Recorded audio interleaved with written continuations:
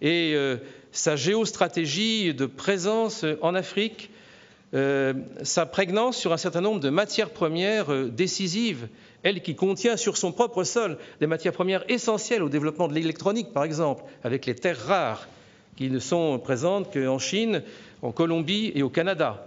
Je pense à tout ce qu'il y a dans nos ordinateurs ou dans les mobiles que vous portez sur vous.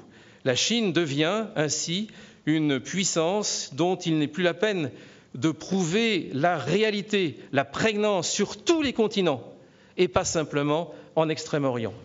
Et donc, je pense qu'elle est devenue un des leaders mondiaux en matière économique. Mais ce serait faux de penser qu'elle est un pays à bas salaire et que c'est parce qu'elle est un pays à bas salaire qu'elle est concurrentielle à l'échelle du monde.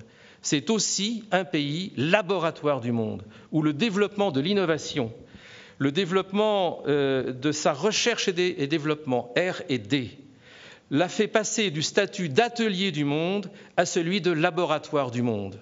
Et dans quelques 5 à 10 ans, elle sera sans doute très compétitive vis-à-vis de l'Union européenne et vis-à-vis des États-Unis d'Amérique et du Japon en termes de recherche et développement.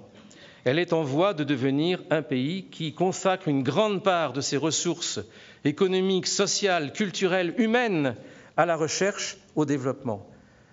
Pensez ce chiffre, 6 à 7 millions de jeunes, le quart de la population française active. 6 à 7 millions de jeunes sont diplômés chaque année, ce qui change la qualité des forces productives de ce pays, ce qui élève sa productivité et qui stimule sa créativité.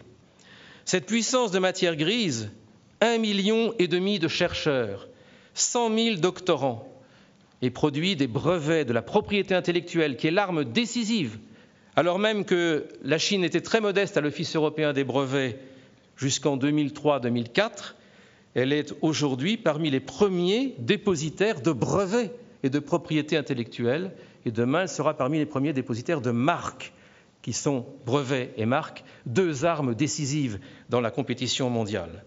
Nous sommes en train de passer du « made in China » au « invented in China ». Et ce n'est pas seulement un pays dont les salaires sont plus bas que ceux du salaire moyen européen, souvent bien plus bas. Ce n'est pas un pays sans technologie, c'est un pays au contraire qui brille par de très nombreuses technologies d'avant-garde. L'image de la Chine productrice du t-shirt chinois est une image fausse. Aujourd'hui, ce qui compte, c'est les technologies d'avenir, notamment dans l'électronique, dans la biomasse, dans les bioénergies, dans l'ensemble des recherches qui qualifient les économies modernes.